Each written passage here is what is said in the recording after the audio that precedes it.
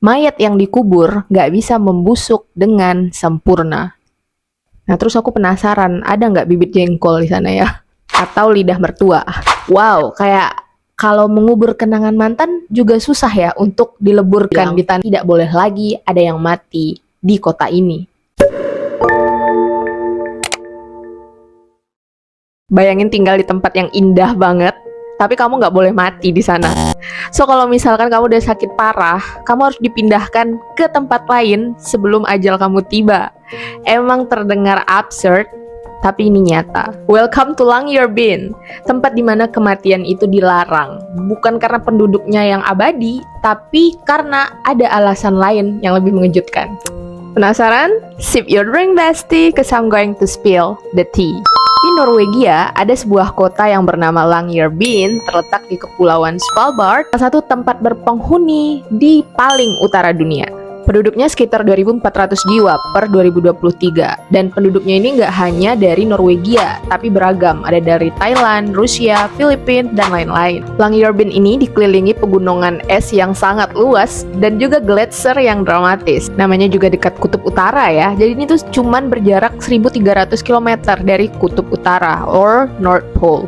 Matahari hanya akan muncul sekitar bulan Maret sampai September aja, sisanya gelap total.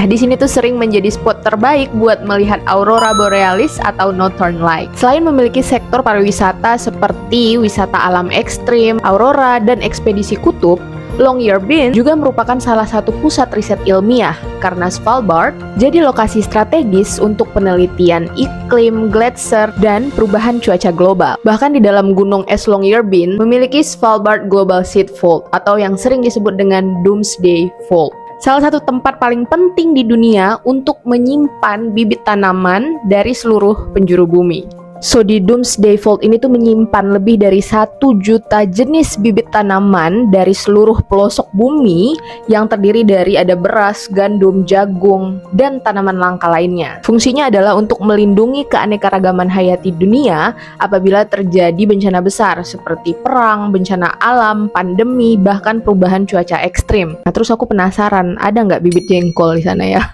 Atau lidah mertua?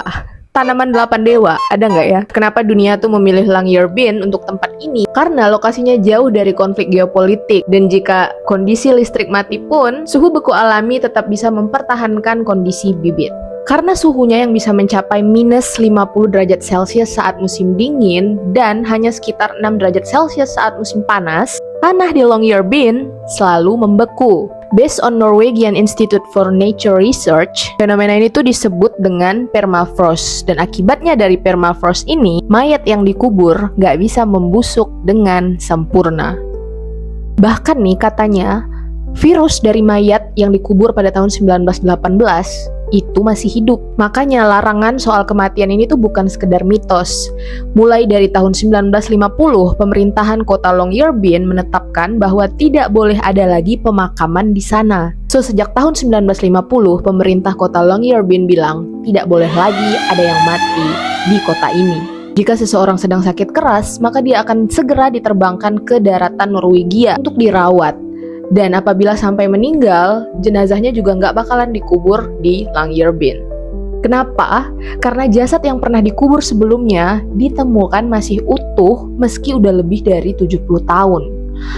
Wow, kayak kalau mengubur kenangan mantan juga susah ya untuk dileburkan di tanah Longyearbyen.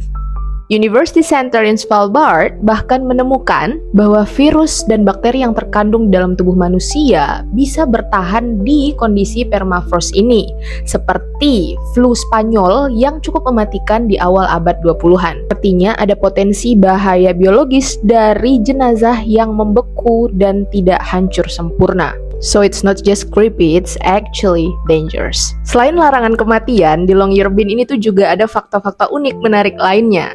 Yang pertama, di sana tuh nggak ada yang namanya rumah jompo. Karena orang-orang tua yang ada di sana itu udah dipindahkan ke daratan utama Norwegia. Warganya juga dilarang buat melihara kucing. Karena di sana itu dipercaya kucing menangkap burung-burung lokal. Jadi untuk melindungi spesies burung lokal, makanya warga nggak boleh melihara kucing. Kemudian nih, setiap keluar rumah, warga Longyearbyen tuh diwajibkan untuk bawa senjata tajam karena buat jaga-jaga proteksi diri dari serangan beruang kutub.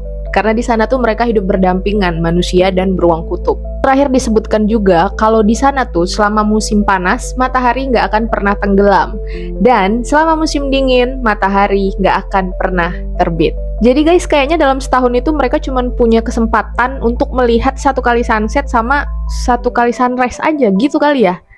Wah, kalau kayak gitu, kalau mama aku di sana mungkin dia kira itu udah mulai doomsday, hari kiamat. Longyearbyen adalah salah satu contoh unik bagaimana manusia beradaptasi dengan lingkungan ekstrim. Kebijakan ini bukan dibuat untuk menantang kematian, tapi dibuat untuk menjaga ekosistem dan kesehatan masyarakat. Jadi kalau sekarang kamu berpikir tinggal di kota kecil itu sangat membosankan, kamu harus ingat Longyearbyen. Tempat yang bukan hanya memiliki keindahan alam seperti aurora borealis, tapi tempat di mana kematian itu dianggap sebagai pelanggaran peraturan. So kayak even kamu udah mati pun you're not allowed to stay. Jadi kayak kamu tuh masih harus naati peraturan. Udah mati loh.